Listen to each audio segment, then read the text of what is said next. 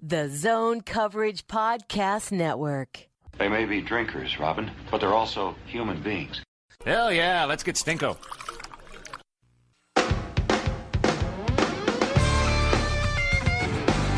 This is the Giles and the Goalie podcast as part of the Zone Coverage Podcast Network.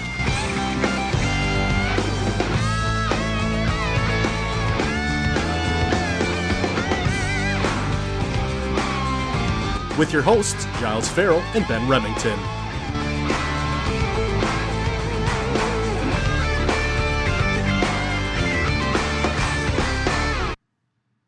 Welcome, Giles and Goalie podcast. I am your host, Giles Farrell. That over there is Ben Remington. Hello. Ben, it's a little late than usual this week, but who the hell cares? We're the ones recording, doing the quote-unquote work. But we had a very good Super Bowl Sunday, or at least I did. I don't know what happened to you at the second half, but I had a very good Super Bowl Sunday. Well, see, I went home because I have a very small child, so that's what happened to me in the second half. But I enjoyed it nonetheless. I'm pretty positive I did not enjoy it as much as you did, having seen you at the party. But I also was a little bit concerned for myself because, we've both become, pseudo Chiefs fans. And when the Chiefs won, I was very happy, but I didn't, audibly celebrate or, do a lap around the house or anything. So I'm just wondering if I am too far gone on the whole dead inside thing. Yeah, I think you're maybe a little bit more dead inside than I am. Yeah. Obviously, a lot of hugs and high fives and celebratory beverages. So there was a good sports feeling on Sunday, and as I told you earlier today, I didn't quite know what to do with myself being on the other side of this. You only see it from afar. Not only am I more dead inside, but I'm also a lot less drunk inside. So that probably had a lot to do with it. You're more dead inside and a considerably less blood alcohol level. I mean, that helps. Yeah, that's kind of what leads to a lot of the celebration and happiness.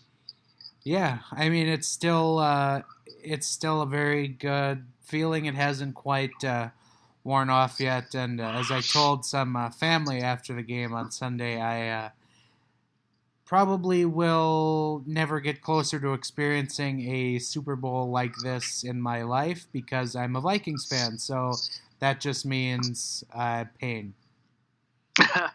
I heard a local radio host, not of the sports variety, thank God, because I wouldn't do that to myself, but talk about how he does not want the Vikings to win a championship because he so much enjoys the absolute meltdown that Vikings have with each and every playoff loss and or similar disappointment. So I felt very kindred to him at that point. It was Nick from the 93X morning show.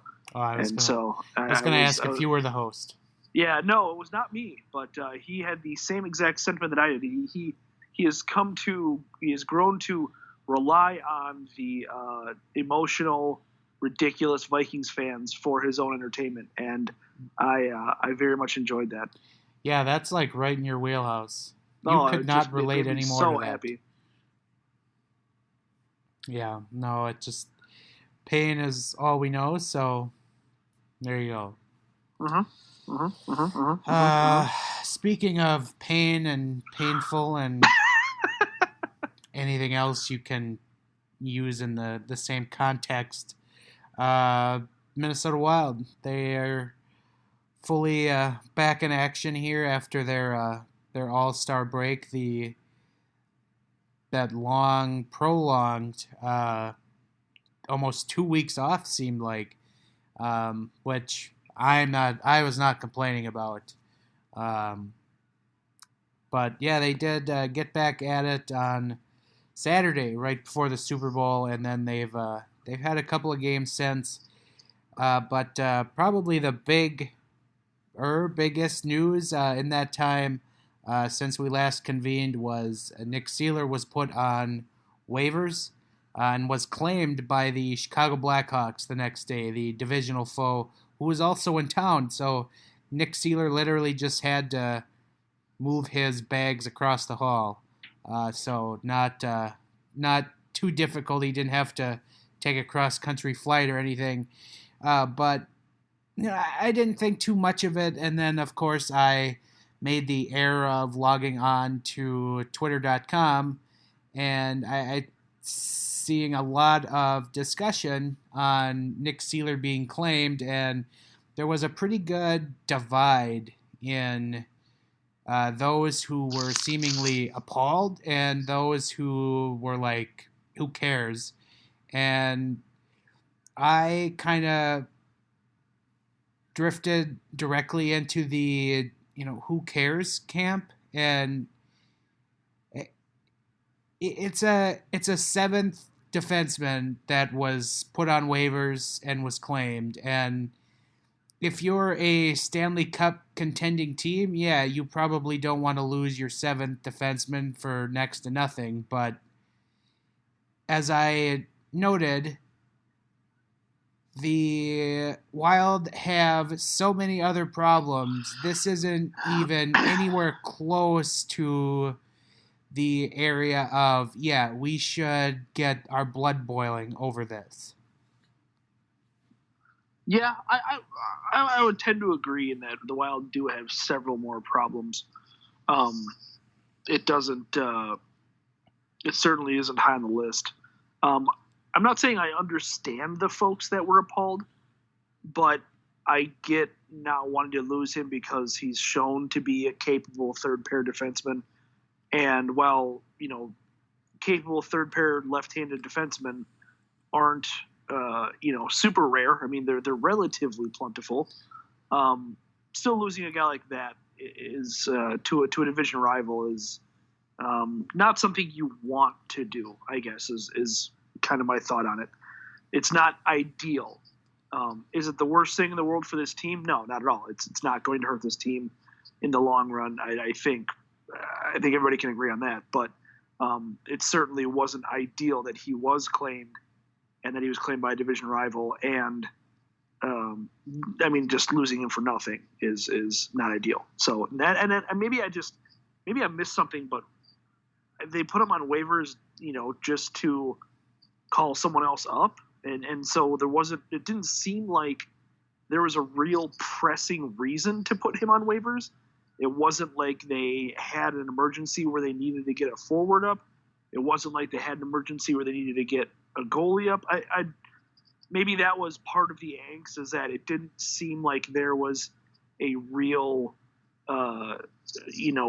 dire need to have that kind of roster flexibility at that time. Yeah. And I don't know. It does stink when you lose a serviceable defenseman for nothing like that. I get that part of it. And somebody even pointed out, yeah, it would have been nice to just gotten something for him. And right. I replied back, well, I'm pretty sure Bill Guerin is smart and will do his due diligence. I know that's certainly not a sure bet to take after the last general manager, but I'll give him the benefit of the doubt. But yeah, I got to think that he tried to do his due diligence and maybe trading him and getting somebody to bite. But like you said, left-handed, third pair, seventh type defensemen are, not as difficult to find. So teams aren't going to want to part with anything really when they can probably pick one up off the scrap heap for free. Right. And we kind of went briefly back and forth about it. I think that it doesn't kill any possibility of them trading Jonas Brodin. It doesn't make it easier for them to deal Jonas Brodin. That's kind of my viewpoint on it. I agree with you that they very much still totally could deal Jonas Brodin, which we'll get to later, but I think that's very much a sell high move they should make. But it doesn't make that deal easier, I guess is my point. Yeah, you're not wrong. And, maybe they get somebody back in return of a trade, but I don't think it's going to hinder it all that much. I think if you're going to move on from Jonas Brodin, then you got to take the best deal you can get, because it is pretty much a sell high moment, which they need to capitalize on. Right.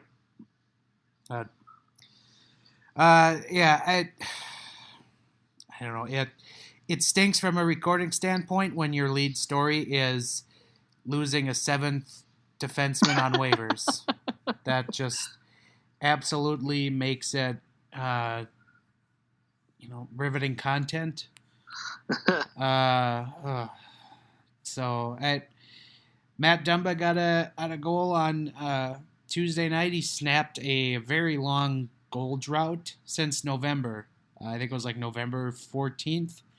Do you got any hot Matt Dumba takes? I see more and more of the insiders sniffing around that Matt Dumba is potentially a target for some big teams as the trade deadline approaches.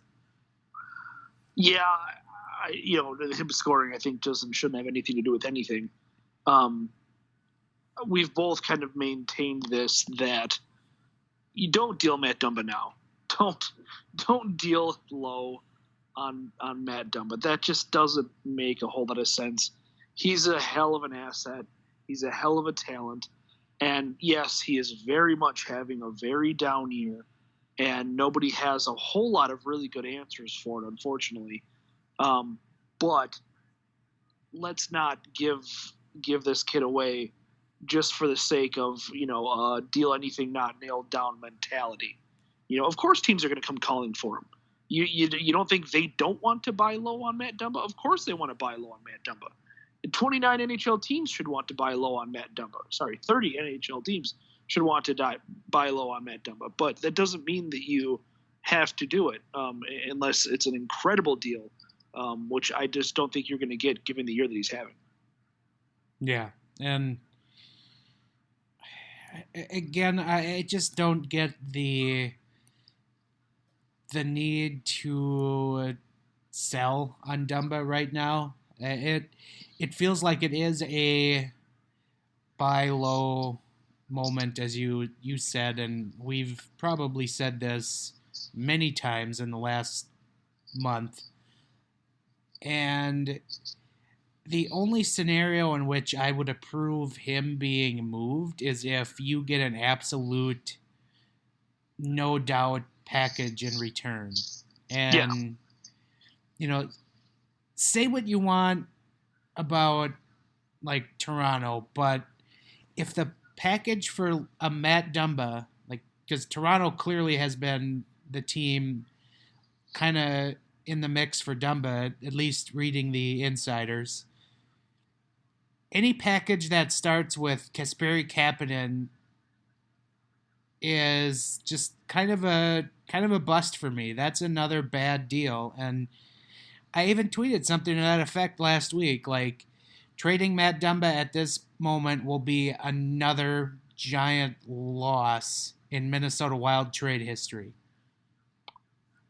I didn't even mention, who, a team or return. I just said trading away Matt Dumba will just be another big loss in this team's trade history, which has some sterling trade failures already.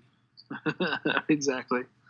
Yeah, I don't see it, especially if you're looking at, dealing for a guy, Kasperi Kapanen, that's just kind of a post-type prospect at this point, right? Kind of a disappointing young player that, people can play the change of scenery card all they want. It doesn't change the fact that Matt Dumba is much, much, much more established of an NHL player than than this kid is. So I don't like it. I don't see it. I don't see a whole lot of scenarios where trading Matt Dumba makes sense. I really, really don't. And I don't think that it should be something that should be entertained by any Wild fans for that matter.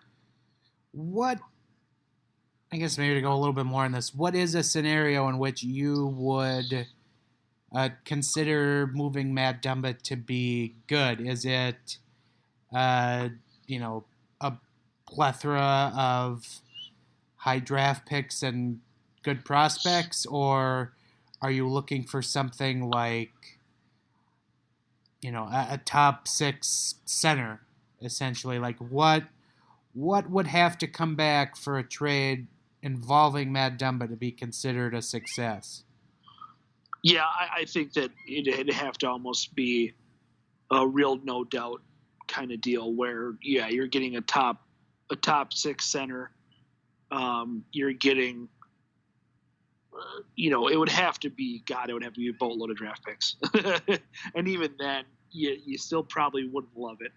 So, I mean, the value would really have to be off the charts for me to like a deal in which Matt Dumba leaves town. That's what I'm saying. I really don't see a scenario where it happens, because it would have to be one of those trades where it's just like one of those trades that's so bad that a Wild fan on HF boards would have to create it.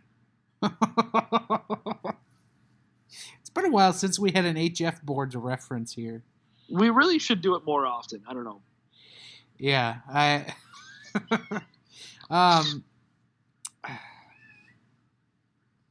sorry, my feet are being attacked. I thought I heard a cat. I don't necessarily know, like, prospects and draft picks would be a good return. I mean, that would obviously take time for it to pan out, and right. The Wild aren't necessarily one to have patience like that. That's not their organizational thing, to show patience in terms of letting, big trades have prospects and draft picks come back. And they like to be the ones to send prospects and draft picks in exchange for players of the now. Right. But I would really only give it a success is if you're getting a bona fide top 6 center of someone around Dumba's age in return. Yeah. And you're not going to get that. I would put a percentage at 99.5% of that's not going to happen. Yeah. And there's a reason why Matt Dumba is so valuable. I mean, a right-handed defenseman that young and that good, those really don't grow on trees.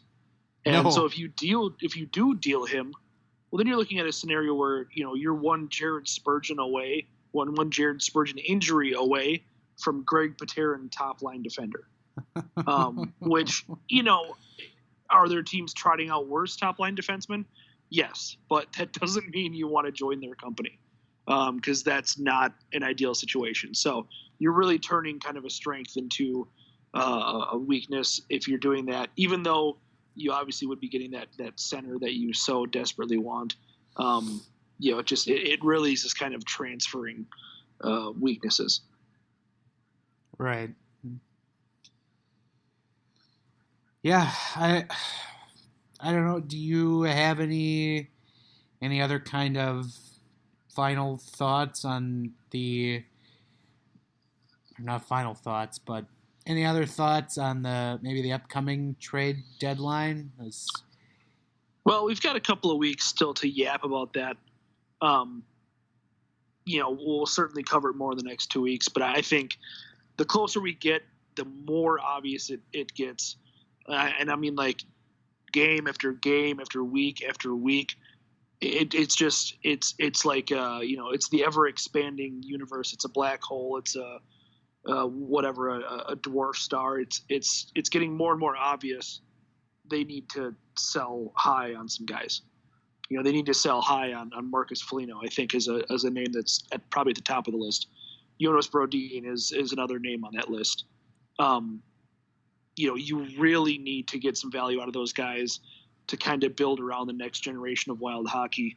And that's how you retool on the fly, is you deal guys that aren't necessarily old and washed, but guys with expiring contracts that you can get a lot of value for, and you can kind of, get a little bit younger as you go. That's how you do it. That's how it's done. Other, GMs have done it. This isn't something I'm making up.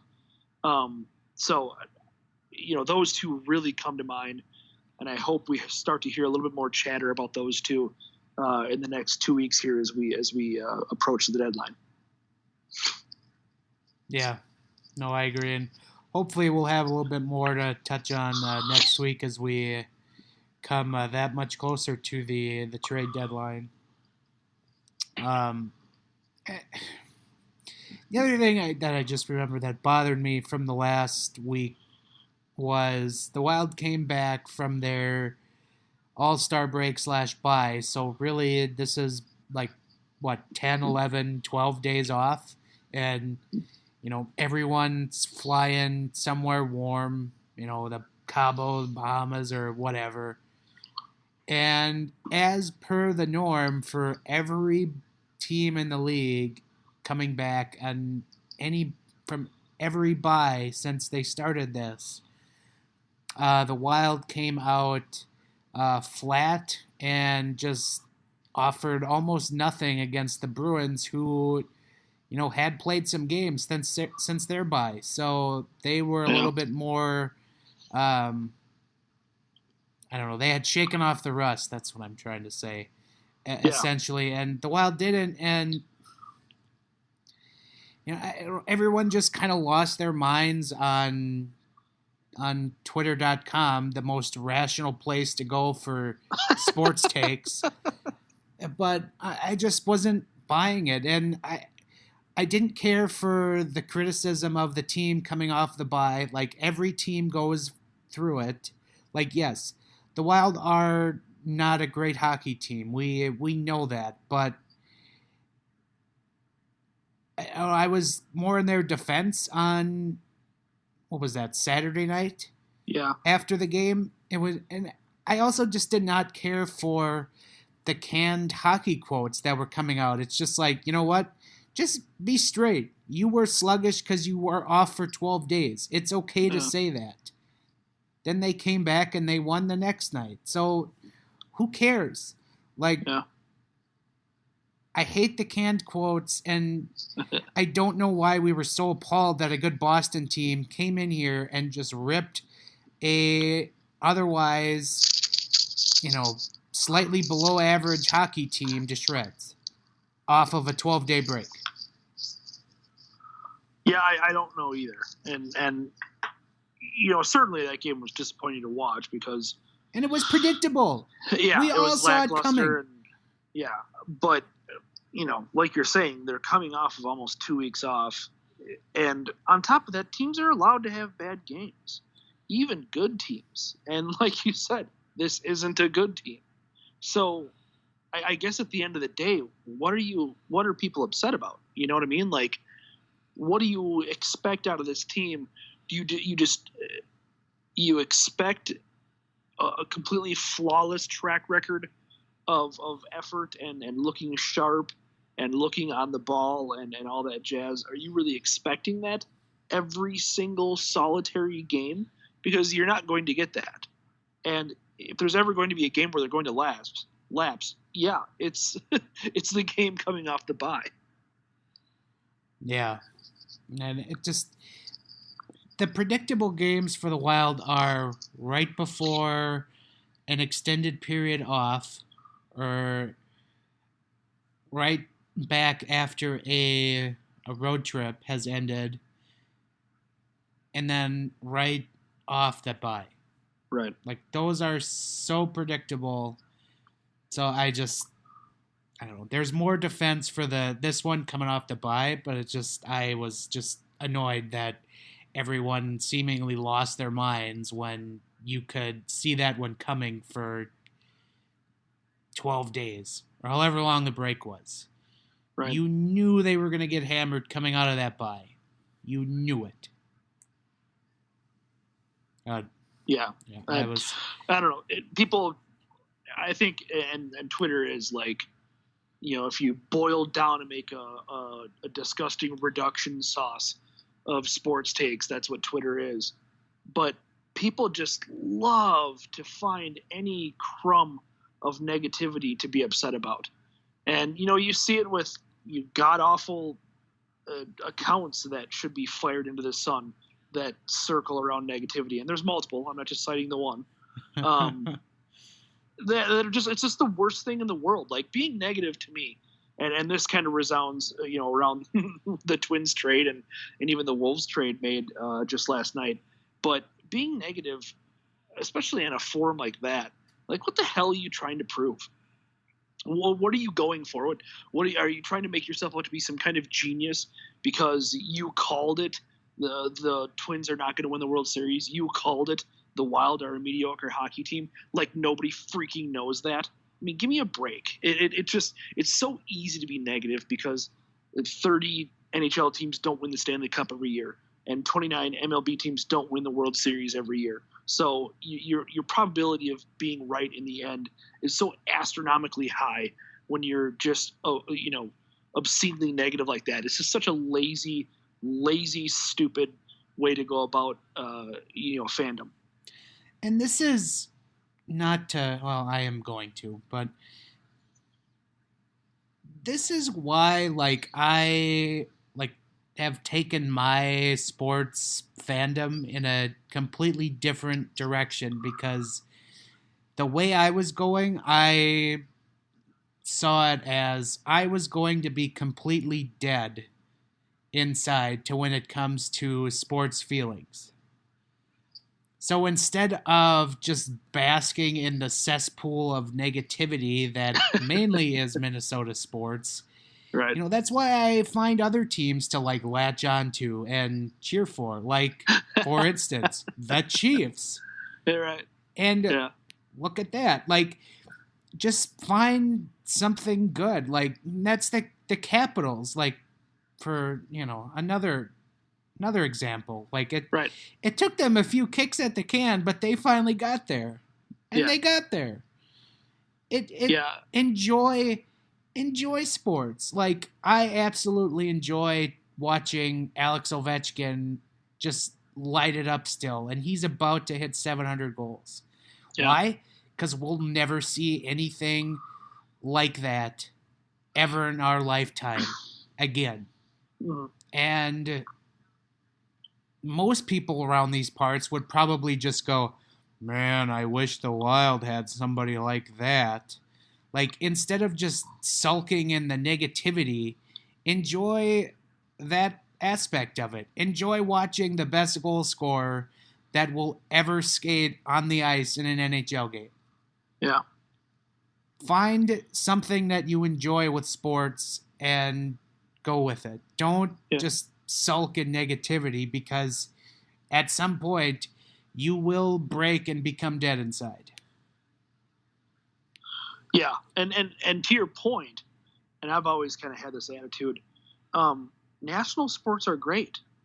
It still bewilders me to this day that so many people have such a laser-focused tunnel vision on local sports that they almost refuse to watch anything else. We know some folks. We've come across some folks in our Wild days where as soon as the Wild are eliminated from the playoffs, they stop watching the playoffs, which is just the most absurd thing that I could possibly think of. You stop watching the NHL playoffs, arguably the greatest tournament held in sports, because your team isn't in it. And it just this just expands to other things. Like you said, you follow the Capitals remotely closely.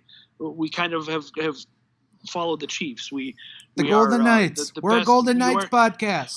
We are the best Vegas Golden Knights podcast in Minnesota.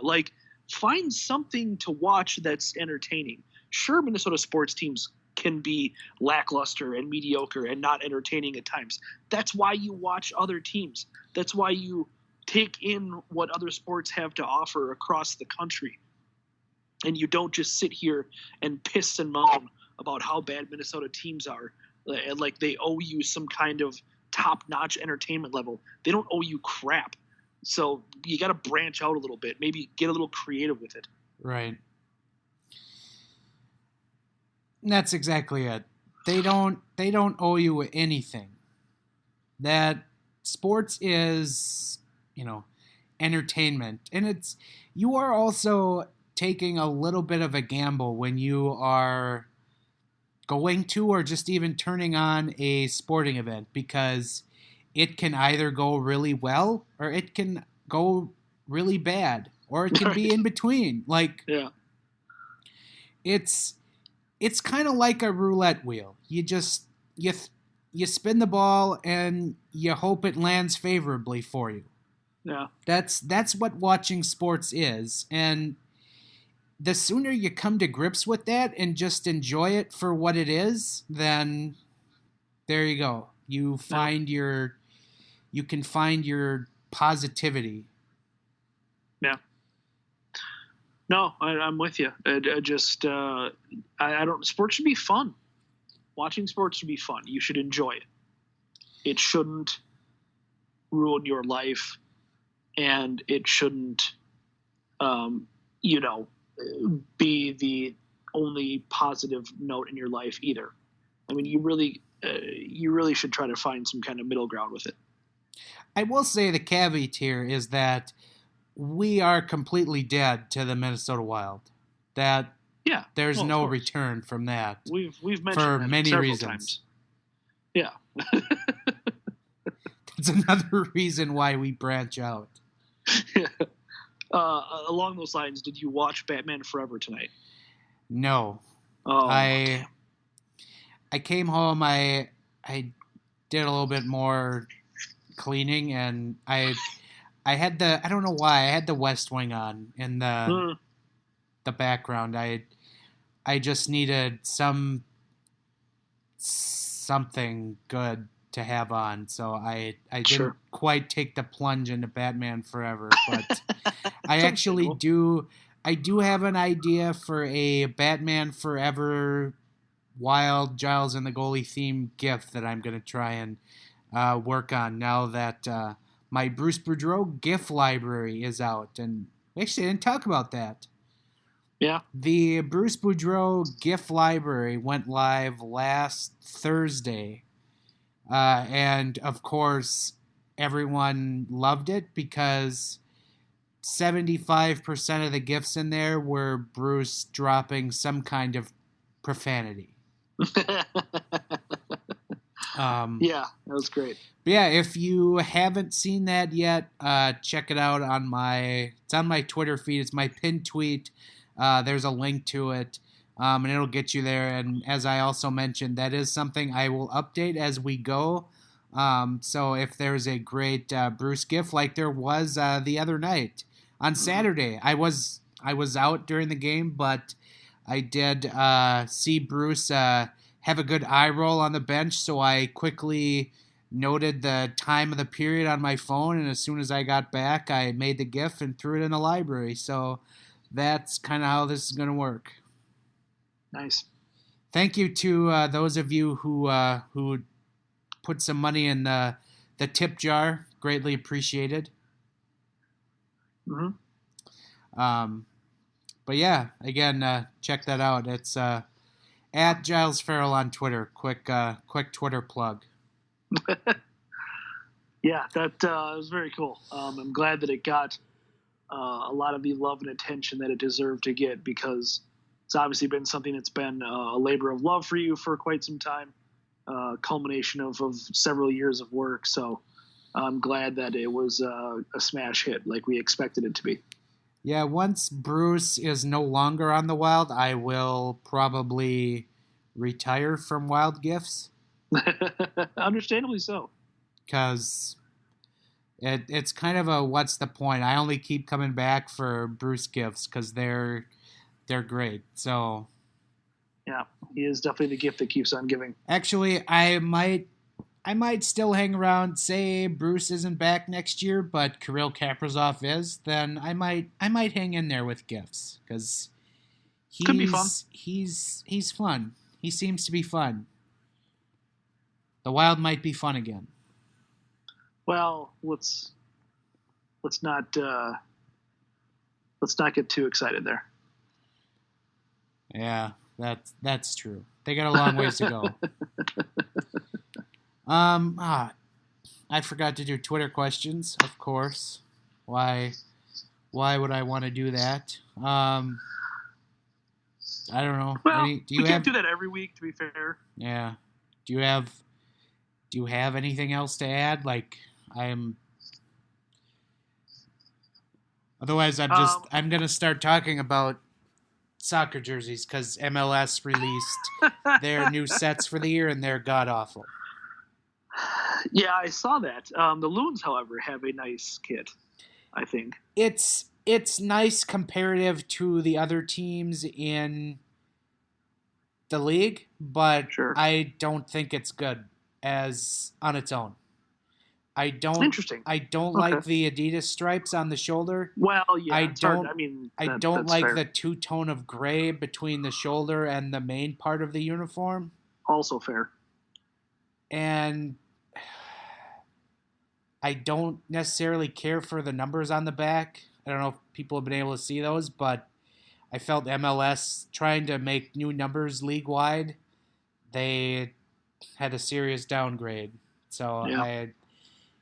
I am not a big fan. I am still of the belief that the similar winged jersey that the Loons had when they were in the NASL has been their best uniform. Yeah, I would agree with that. I would very much agree with that. So, no, I mean, but back to hockey. I guess we could talk about hockey, but I think, and we can talk about this very briefly, I guess, but I think that it's fair and that it's confusing to not really know where the Wild are and to not really know how to feel about this team. We see kind of a mixed reaction across the board with everything, with the Wild, but it seems like this season, even more so than previous seasons, you really kind of have a schism, if you will, a divide between fans, where it's like a lot of folks want to see them do well and want to see this team fulfill what potential they may believe it to have. And there's other folks that want to see this team go on into full-on, tank battle where they're just doing nothing but aiming for a higher spot in the lottery. I honestly don't know how to answer that question. And yeah, I feel like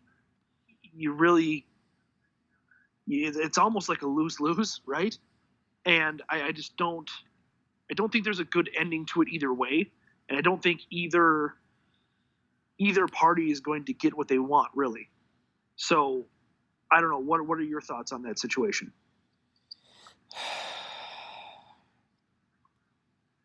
I'll say this to those who want a full-on tear down and rebuild.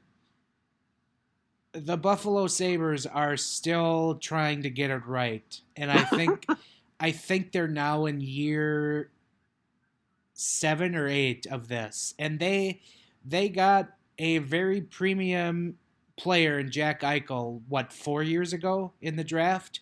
Yeah. When they were in the full tank. Mm-hmm. And it's not so much the player building aspect that worries me. It's the mental aspect that worries me. And I'm watching the Timberwolves right now, and this is something that I think is a very real problem on the mental aspect. When you lose for so long, when you have years on years of losing, there just becomes this mental element within the team. Even though players come and go, there's still that mental aspect of losing. And in sports, as we're seeing, you can point to so many different teams. You can point, as I said, to the Timberwolves. and you can point to the Cleveland Browns of the NFL, the Sabres or the Oilers in the NHL. Mm-hmm. Baseball, well, that's different, but you get the point. Like, Pirates. When you have the extended periods of losing because you try to tear it down and you can't build it back up, there's just this mentality, and that's what absolutely frightens me about a full tear down and rebuild. Right. You can get a star player, but can you A, build around, and B, restore a winning culture around that star player? That's what worries me. Yeah, no, I would definitely agree. And that's kind of been our, people have brought it up every year after they lost in the playoffs. The frustration grew and grew and grew. And you would always, always, always get those people, usually the same people that stopped watching the NFL playoffs after the fact. Those same people that are like, tear it down, tear this team apart, rip it to shreds, burn it to the ground. And, aside from the fact that you can't do that with this roster, you can't do that with Parise, Suter, Koivu, the contracts that they have, it's just not going to happen. Aside from that, to your point, it's not necessarily going to be effective. It's not necessarily going to work out the way you want it to. It's not necessarily going to have a positive outcome within even 5 to 10 years. So it's just, I'm with you on that. I'm not in the full-on tear-down rebuild camp. I'm also not in the full-on, hey, let's try to still make the playoffs somehow camp either.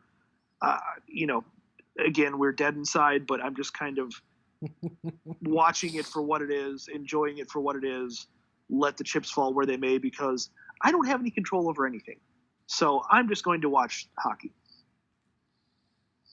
Yeah, I'm just glad that they're kind of drifting away from the playoffs, because then I don't have to worry about trying to watch playoff games while I am in the process of getting married in April. Well, but what if our Knights are in the playoffs, Giles? Well, we'll make sure they're taken care of. Right. Well, and to your point, they would most likely be playing later at night during that time, so it probably would work out just fine. Yeah, I can pull some strings. Speaking of the wedding, you probably want to share your big news from last week. You are now you now have a new title. Yeah, I do. I got ordained so that I could wed Giles and his fiance in April here. I don't want people to think that it was that big of a deal. It was literally one mouse click. It was well beyond hilarious how easy it was to do, but that's the age of the internet that we live in. And then today I received the package that I ordered in conjunction with said ordainment, and I got a nice placard for my vehicle to park with. I got bumper stickers. I got an ID card, and I got this nice certificate that has a beautiful stamp on it and such. So very, very big times at the Remington household. I am now a Reverend, technically, but not really. Giles and the Reverend Goalie. I'm a man of the cloth. That cloth being hockey jerseys. Giles and the Godly. I forget who tweeted that to us. It might have been Tony. I think it was Tony. Yes. Yeah, that seemed witty enough to where it was in his wheelhouse. It's definitely Tony's handiwork. Yeah. So if you're looking to book a minister, reach out to Ben Remington. Yeah, no, I don't know that I would go that far.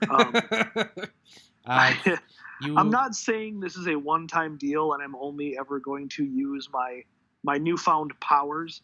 I'm only ever going to use them once. I'm not promising that.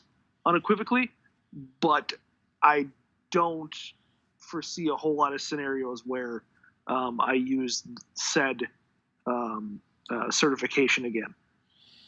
I mean, come on, you can make some extra money on the side for Frank's college fund. You know, I could, but I don't like doing things half-assed, and I don't. I take this very seriously, even though I don't take myself seriously. I'm going to put a decent amount of time into this, and I don't know that I want to, charge people money for that. That's and fair. At the same time, actually do it. That's fair. People don't want a half-assed speech. I know I wouldn't. Right. Hint.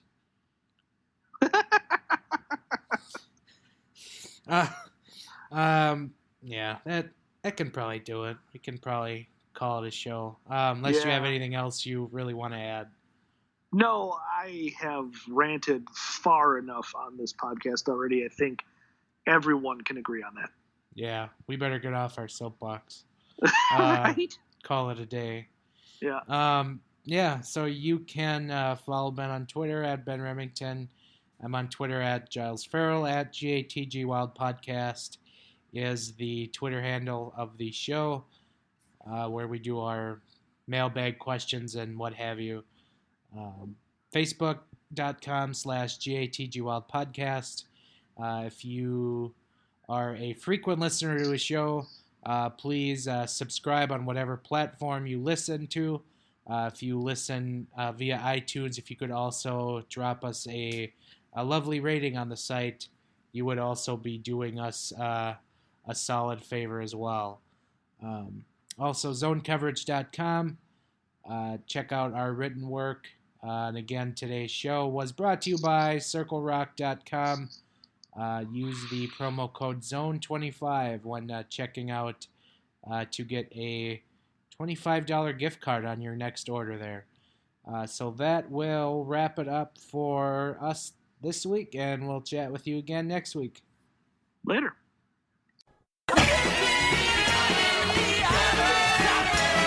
Thank you for listening to another episode of the Gill and the Goaltender podcast.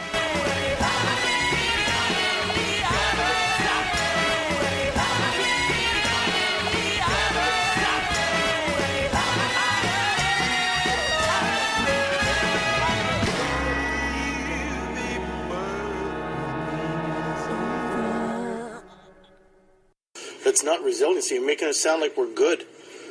That's all. I'm done.